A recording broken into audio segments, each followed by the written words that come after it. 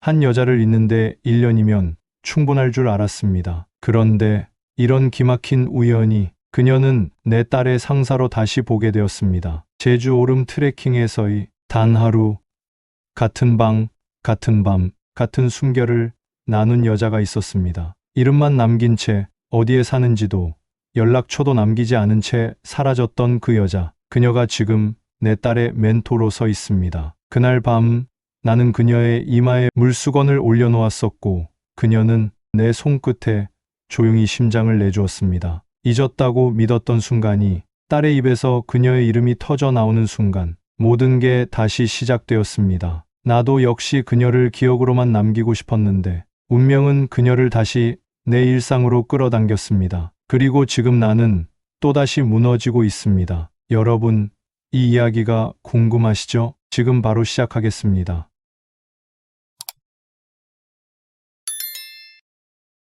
저는 54세의 해양수산부 공무원 윤지환이라고 합니다. 과천에서 30년 넘게 공직에 몸담아온 저는 몇 해 전 이혼 후 홀로 지내는 삶에 익숙해졌다고 믿고 있었습니다. 하지만 정작 마음 한구석은 여전히 공허했고 바다처럼 고요하지만 차갑게 일렁이는 감정이 종종 나를 덮치곤 했습니다. 외로움이었습니다. 딸애가 하나 있습니다. 그러나 같이 살지는 않고 있습니다. 그러던 중 사무실 후배의 권유로 제주 자연치유 트레킹 프로그램에 참가하게 되었습니다. 처음엔 그저 몸이나 움직이자는 생각뿐이었습니다. 그러나 공항에 도착 후 오름 위의 바람을 맞이하는 순간 나는 알 수 없는 해방감을 느꼈었습니다. 첫날 아침 참가자들은 정해진 코스를 따라 조별로 나뉘어 걷기 시작했습니다. 내가 속한 조에는 말수가 적은 한 여성이 있었습니다. 오렌지색 등산복 점퍼, 차림으로 조용히 풍경을 바라보던 그녀는 나와 눈이 마주치자 살짝 고개를 숙이며 인사를 건넸습니다. 나 역시 자연스럽게 웃으며 응했습니다. 그녀의 이름은 오주희. 나보다 조금 어린 듯한 40대 후반의 참가자로 자신에 대해선 별다른 이야기를 하지 않았습니다. 우리는 같은 조로 하루 종일 함께 걷게 되었고 낯선보다는 묘한 평온함이 감돌았습니다. 그녀는 많은 말을 하지는 않았지만 문득문득 꺼내는 짧은 문장 속에 진심이 담겨 있었습니다. 몸보다 마음이 더 아파서 왔어요. 그녀가 그렇게 말했을 때 나는 굳이 이유를 묻지 않았습니다. 나 역시 그렇다고 말하고 싶었기 때문입니다. 걷는 내내 그녀와 나는 특별한 대화를 나누지 않아도 편했습니다. 어쩌면 침묵이라는 감정의 언어로 서로를 알아가고 있었는지도 모릅니다. 오름의 햇살 아래 나란히 걷는 순간마다 나는 묘한 안정을 느꼈습니다. 중간 쉼터에 도착해 조용히 도시락을 꺼냈을 때 그녀는 먼저 작은 과일 하나를 내게 건넸습니다. 짧은 대화는 자연스럽게 이어졌고 우리는 각자의 과거는 말하지 않은 채 지금 바라보는 하늘과 풀잎, 바람에 대해 이야기했습니다. 사진 한 장 남기자는 내 말에 그녀는 미소를 머금고 고개를 저었고 나는 그런 그녀를 카메라 없이 눈에만 그녀 모습을 담았습니다. 이름만 아는 사람인데도 이상하게 오래 알고 지낸 듯한 감정이 생겨나는 걸 느꼈습니다. 그날 오후 오름 정상 근처 내리막길에서 사고가 났습니다. 갑작스럽게 굵어진 빗줄기와 함께 경사가 미끄러워진 길 위에서 오주희 씨가 균형을 잃고 심하게 넘어진 것입니다. 그녀는 발목을 부여잡고 신음을 흘렸고 얼굴은 창백하게 질려 있었습니다. 나는 급히 그녀를 부축했고 조장과 운영진이 무전으로 구조를 요청했지만 태풍급 폭우로 산길 대부분이 통제되어 119의 접근이 어렵다는 통보가 왔습니다. 응급 이송은 다음 날 아침까지도 어렵다는 안내가 내려졌습니다. 그렇게 우리는 임시 숙소로 옮겨졌고 운영진은 조심스럽게 내게 부탁했습니다. 윤지환님, 오주희님 상태가 좋지 않습니다. 고열도 생기고 있어 밤새 누군가 곁에서 상태를 지켜봐야 합니다. 병원은 내일 오전이나 되어야 가능합니다. 혼자 두는 게 위험할 수 있습니다. 나는 잠시 망설였지만 그녀의 창백한 얼굴을 보자 더 생각할 것도 없었습니다. 제가 하겠습니다. 그렇게 그녀와 함께 조용히 낡고 작은 숙소의 한 방에 머물게 되었습니다. 밤은 깊었고 창밖에서는 태풍이 몰고 온 비바람이 쉼없이 유리창을 두드리고 있었습니다. 방 안은 조용했지만 공기는 긴장으로 가득했습니다. 그녀는 고열과 통증으로 몸을 떨었고 나는 작은 수건에 물을 적셔 이마에 얹어주었습니다. 그녀는 미약한 목소리로 말했습니다. 죄송해요. 이렇게 폐를 끼쳐서. 나는 부드럽게 답했습니다. 누구라도 도왔을 겁니다. 그냥 편히 쉬세요. 그 순간 방 안의 고요가 묘하게 따뜻하게 느껴졌습니다. 저는 그때까지 오주희 씨를 위해 병 간호를 하고 있었습니다. 다친 다리를 지켜보기도 하고 열이 내렸는지도 이마에 손을 짚어보기도 했습니다. 밤늦도록 그녀의 상태를 지켜보았습니다. 늦은 밤 그녀가 잠에서 깼습니다. 그러고는 아주 낮은 목소리로 이야기를 나누었습니다. 그녀는 가족 이야기는 피했지만 좋아했던 책 이야기, 어릴 적 바다에서 놀던 기억 등을 조금씩 꺼냈습니다. 나는 그녀가 왜 마음을 쉬러 이곳에 왔는지를 굳이 묻지 않아도 알 수 있을 것 같았습니다. 말은 많지 않았지만 조용히 함께 있는 그 시간은 오래도록 기억에 남을 것만 같았습니다. 그녀는 잠에서 깬 후 조용히 저를 보고 말했습니다. 저기요. 너무 감사하고 고맙습니다. 이 말이 채 끝나기도 전에 그녀는 갑자기 흐느껴 울기 시작했습니다. 저는 갑자기 이게 무슨 일인가 하며 당황스러웠습니다. 오주희 씨는 흐느끼면서 이어 말했습니다. 너무 힘들어요. 제 맘이, 제 세상이. 그런데 이렇게 생전 처음 보는 분이 제 간호를 해주시니 너무 감사합니다. 그러고는 가볍게 흐느끼면서 저에게 목례를 했습니다. 저는 무슨 영문인지는 몰랐지만 조용히 그녀의 어깨를 두드려 주면서 말했습니다. 주희 씨, 오늘은 일단 마음을 편히 하시고 한숨 더 주무세요. 모든 것이 곧 괜찮아질 겁니다. 이어 오주희 씨는 살며시 눈을 감았습니다. 잠시 후 오주희 씨는 눈을 감은 채 자신의 어깨 위에 놓여있는 제 손을 살포시 잡았습니다. 그리고는 자신의 가슴 쪽으로 제 손을 조용히 가져가며 말했습니다. 그냥 오늘 아무 말도 말아주세요. 그리고 저를 조금만 안아주세요. 절대 아무것도 묻지 말고요. 그렇게 그녀는 비바람과 천둥이 치는 그날, 그녀는 제 품에 깊숙이 안겼습니다. 다음날 새벽녘, 그녀는 미약한 숨결로 잠들어 있었고, 나는 그녀 옆에서 옷가지를 정리한 후 조용히 일어섰습니다. 그리고는 창가로 다가갔습니다. 창밖의 빗소리는 조금 잦아들어 있었고, 새벽빛이 희미하게 스며들기 시작하고 있었습니다. 그때 그녀가 조용히 눈을 뜨며 속삭였습니다. 어제 감사했어요. 당신 아니었으면 전 많이 무서웠을 거예요. 나는 조용히 미소 지으며 말했습니다. 당신이 잘 버텨줘서 다행이에요. 그 순간 우리는 하룻밤 속 깊은 사이로서 서로에게 감정 이상의 무언가를 분명히 느꼈다고 저는 생각했었습니다. 아침이 밝자 운영진이 다시 연락을 받았고 구조대가 곧 도착할 수 있다는 소식이 전해졌습니다. 그녀는 조용히 일어나 이불을 정리하였습니다. 그리고는 자신의 짐을 챙기고 난 후 다리를 절뚝이면서 내게 다가와 조용히 등에 기대면서 말했습니다. 어제 그 시간 그냥 기억으로 남기고 싶어요. 연락처는 묻지 말아 주세요. 나는 고개를 끄덕였습니다. 그녀의 눈빛은 단호했고 미련보다는 담담함이 더 컸습니다. 우리는 그렇게 둘만의 마지막 인사를 나누었습니다. 조금 후 응급구조대가 도착했습니다. 저는 그녀를 따라가겠다고 했으나 그녀는 강력히 거절하였습니다. 하는 수 없이 앰뷸런스를 절뚝이면서 타는 그녀에게 아쉬운 짧은 미소를 건넨 뒤 앰뷸런스는 출발하였습니다. 그리고는 프로그램이 진행되는 동안 그녀의 소식은 다시 들을 수 없었습니다. 각자의 길로 완전히 헤어졌던 것입니다. 저는 말할 수 없는 아쉬운 감정과 상실감이 내내 남아 가슴이 텅 빈 듯 공허한 감정만 깊이 남아 있었습니다. 단 하루였습니다. 이렇게 그녀와의 하루는 마치 오래된 영화의 한 장면처럼 내 기억 속에 남아 있었습니다. 오름의 바람, 넘어진 순간, 물수건의 차가움, 밤의 정적까지 선명하게 떠올랐습니다. 그날 그녀가 남긴 말, 기억으로 남기자는 말은 곧 우리 사이의 선이기도 했습니다. 나는 사진기를 들고 그녀가 쉬던 바위에 올라 다시 셔터를 눌렀습니다. 아무도 없는 그 자리에서 그녀의 그림자가 여전히 머물고 있는 듯한 풍경을 조용히 저는 카메라에 담고 있었습니다. 그리고 1년이 조용히 흘렀습니다. 그녀와의 하루는 비현실적인 장면처럼 내 가슴에 아련히 박혀 있었습니다. 다시는 만날 일 없을 것이라 생각했고 나 역시 그 하루를 마음속 깊이 묻어두며 조용히 일상으로 돌아가 있었습니다. 그런데 어느 날 딸 수진이가 전화를 걸어 말했습니다.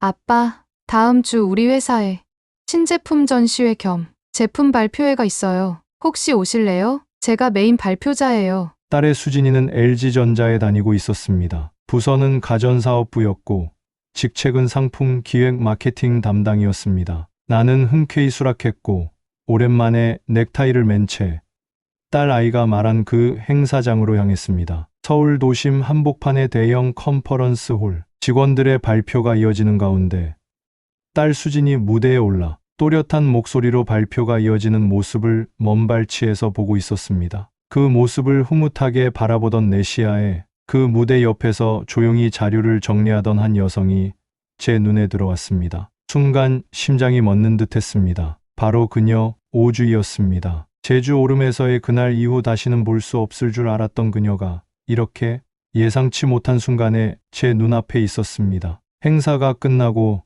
나는 사람들 사이를 조용히 헤매며 그녀를 찾았지만 이미 자리를 떠났는지 그녀를 찾을 수는 없었습니다. 로비에서 수진이가 다가와 말했습니다. 아빠, 저 어땠어요? 잘한 것 같이 보였나요? 제가 제일 존경하는 우리 팀 팀장님이 제 발표를 도와주셨어요. 아까 무대 옆에 계속 계셨던 여성분인데 혹시 보셨나요? 나는 말문이 막혔습니다. 딸의 입에서 들려온 그녀의 이름. 그녀는 이제 딸의 멘토이자 가까운 일상 속 인물이 되어 있었습니다. 그녀가 유부녀라는 사실은 그날 저녁, 수진과의 저녁 외식 중 대화에서 알게 되었습니다. 팀장님, 남편분과 떨어져 지내셨던 시기도 있었대요. 지금은 아이들 다 대학 보내고 혼자 사시는데 정말 강한 분이에요. 그 말에 나는 조용히 고개를 끄덕였습니다. 그녀의 단호함, 그날 아침 작별 인사, 그리고 연락처를 묻지 말라는 부탁까지 퍼즐 조각이 하나씩 맞춰지는 듯 했습니다. 그날 밤,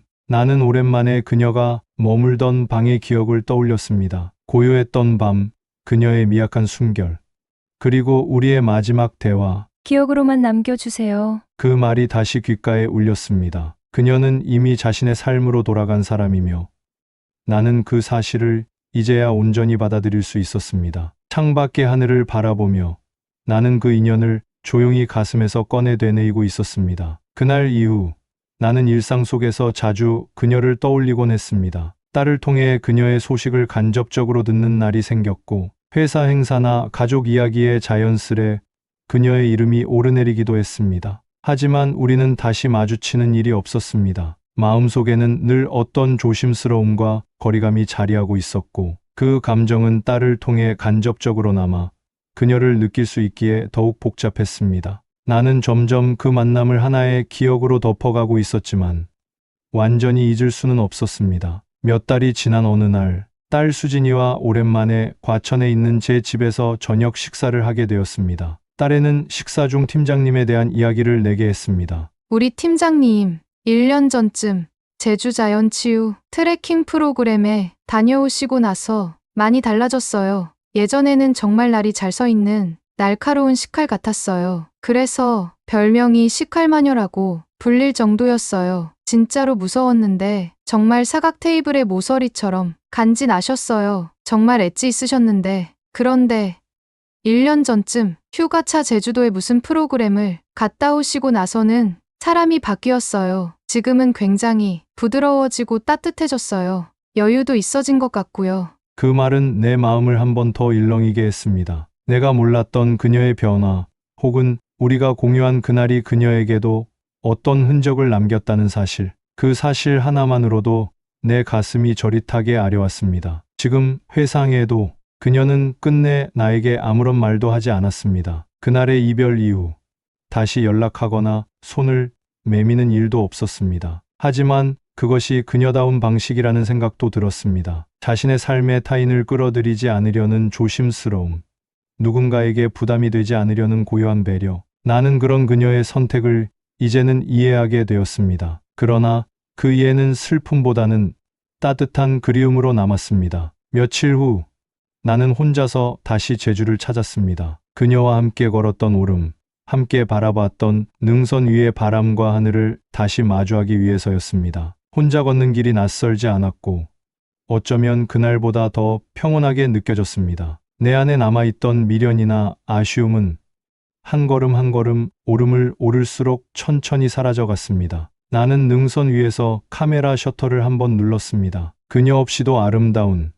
하지만 그녀가 떠오르는 풍경을 담으며 또다시 서울로 돌아와 일상에 복귀한 나는 여전히 공무원으로서의 책임을 다하며 조용히 살아가고 있습니다. 그리고 가끔은 딸과 저녁을 먹으며 그녀의 이름이 나올 때면 미소 지으며 대화를 이어갑니다. 그녀와의 인연은 내게 있어 짧았지만 깊은 파장을 남긴 기억이었으며 시간이었습니다. 우리는 서로에게 위로였고 잠시 머물다 떠난 바람이었으며 그 바람은 내 인생의 한 자락을 흔들고 지나갔습니다. 그녀의 그림자는 여전히 내 마음 한켠에서 고요히 빛나고 있습니다. 저는 사실 그녀를 애써 떠올리지 않으려 노력했습니다. 업무에 몰두하고 일과를 반복하며 바쁜 일상에 자신을 묻었습니다. 하지만 사람 마음이란 게 그렇듯 있겠다고 다짐할수록 자꾸 떠오르는 얼굴이 있었습니다. 문득문득 스치는 차창의 풍경 속에서도,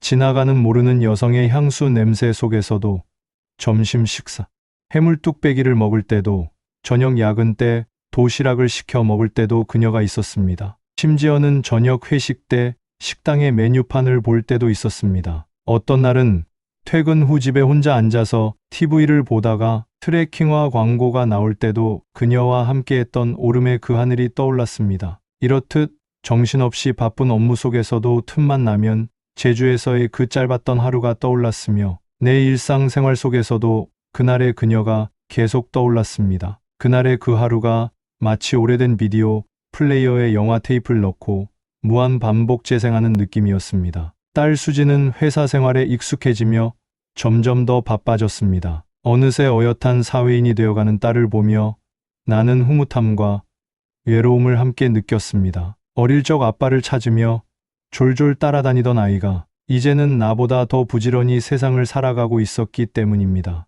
나는 그녀와의 짧은 인연을 묻어두려 했었고 그저 주말이면 딸과의 평범한 일상에 집중하려고 했습니다. 그러던 중 딸 수진의 전화가 왔습니다. 그리고는 딸에는 뜻밖의 소식을 전해왔습니다.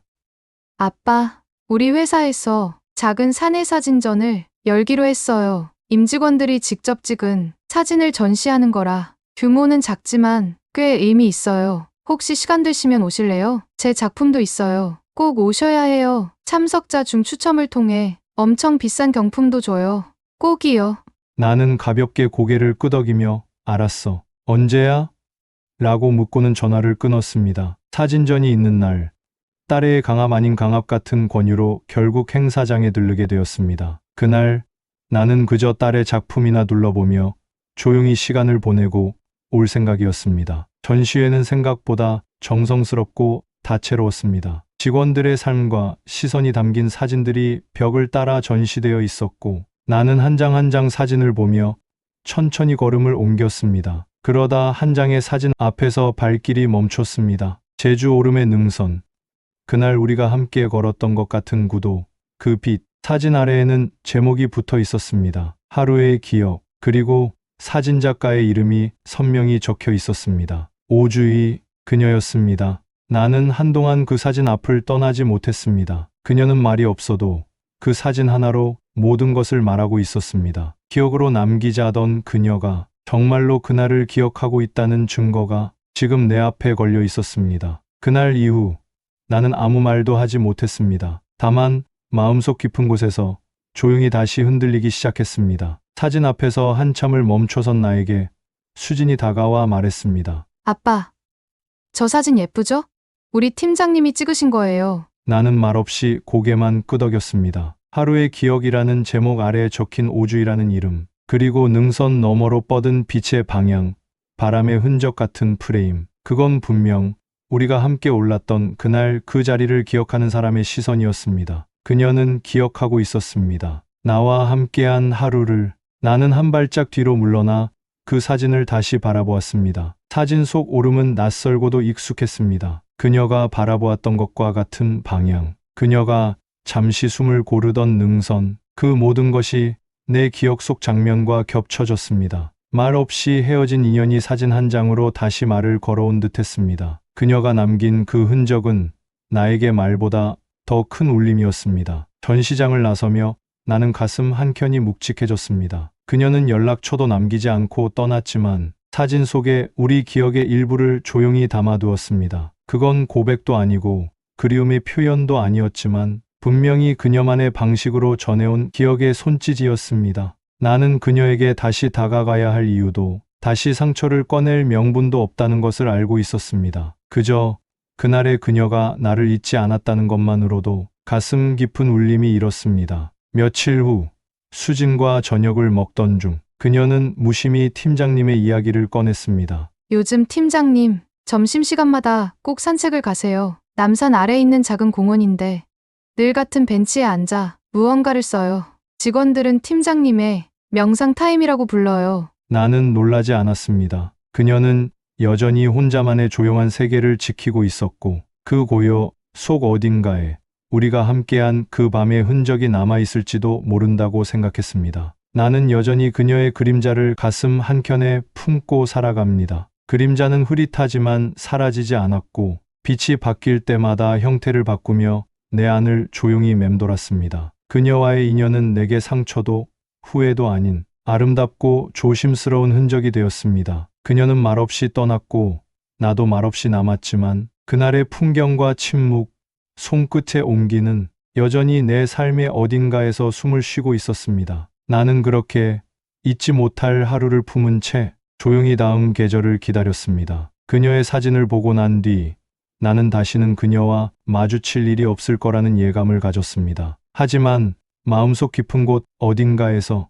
그녀가 여전히 나를 기억하고 있다는 사실은 묵직한 온기처럼 남아 있었습니다. 나는 더 이상 그녀에게 다가가거나 이야기를 시작하려는 욕심은 없었습니다. 다만 그날의 오름을 다시 걷고 싶었습니다. 그녀 없이도 나 혼자서. 며칠 뒤 나는 오래 미뤄둔 제주 출장 일정을 마침내 실행에 옮겼습니다. 회의는 반나절 만에 마무리되었고 나는 일부러 하루를 더 머물기로 했습니다. 숙소는 그녀와 함께 걸었던 오름 근처의 작은 민박집. 창밖에는 옛 기억 그대로의 바람결이 흐르고 있었고 나는 가방에서 DSLR 사진기를 꺼내 들었습니다. 그날 셔터를 누르지 못했던 풍경을 이번엔 담고 싶었습니다. 오름을 오르는 길은 여전히 가파랐지만 낯설지 않았습니다. 나는 그녀가 넘어진 그 내리막길을 지나 우리가 함께 앉았던 바위 근처로 천천히 걸음을 옮겼습니다. 그 자리에 앉아 눈을 감자 그녀의 숨결,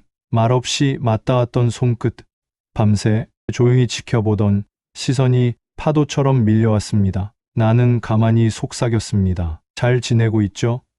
그날 이후로 저도 조금은 달라졌습니다. 돌아오는 길, 오름의 능선 위에서 멈춰 섰습니다. 해질녘의 빛이 하늘과 능선을 물들이고 있었고 나는 카메라 셔터를 한번 조용히 눌렀습니다. 그녀 없이도 충분히 아름다운 풍경이었지만 그녀가 남긴 하루가 이 풍경을 더 특별하게 만들고 있었습니다. 나는 그 자리에 잠시 멈춰 서서 이제야 진짜로 그녀를 보내주는 기분을 느꼈습니다. 서울로 돌아오는 비행기 안. 나는 창밖으로 내려다 보이는 제주 바다를 바라보며 천천히 눈을 감았습니다. 그녀와 나눈 하루는 이제 과거가 되었지만 그 기억은 온전한 쉼표가 되어 내 삶에 남았습니다. 그녀는 다시 만나지 않아도 괜찮은 사람, 그럼에도 평생 잊지 못할 사람으로 내 안에 머물고 있었습니다. 나는 다짐했습니다. 그녀를 떠나보내는 것이 아니라 그녀와의 기억을 꺼내지 않고도 따뜻해질 수 있는 내가 되자고. 계절은 다시 봄으로 향하고 있었습니다. 사무실 책상 위에 놓인 다이어리를 넘기다가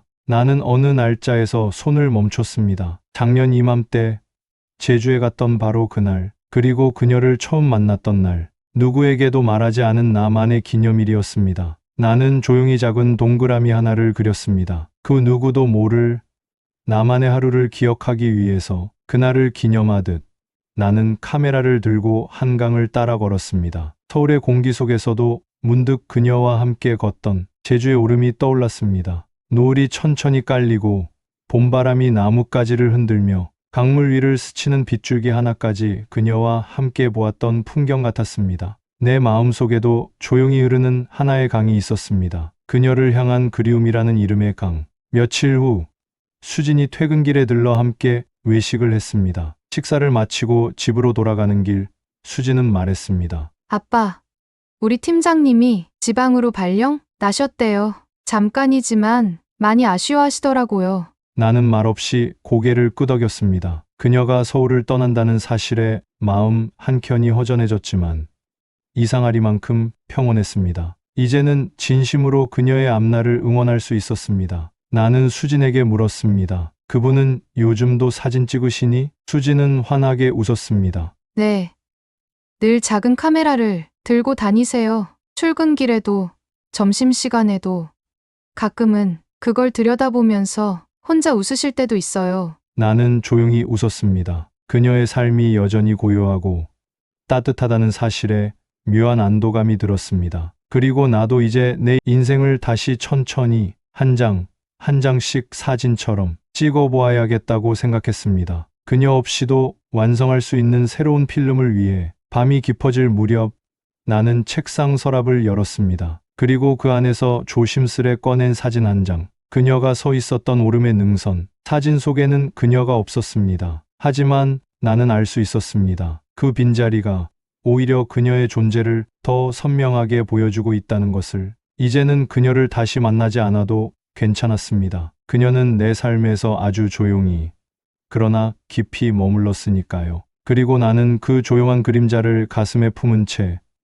다시 일상의 길을 걸어갑니다. 제 이야기는 여기까지입니다. 어떠셨나요? 인생의 황혼길에 들어서는 시점에서 우연한 기회에 낯선 인연에 다가옴이 설레이시나요? 아니면 부담되시나요? 인력으로 되는 것은 없다고들 합니다. 조용히 순응하며 억지로 바꾸려지 않는 것이 순리라 생각됩니다. 구독, 좋아요, 알림 설정은 꼭 부탁드립니다. 제가 채널을 운영하는데 정말 필요한 힘과 에너지를 주거든요.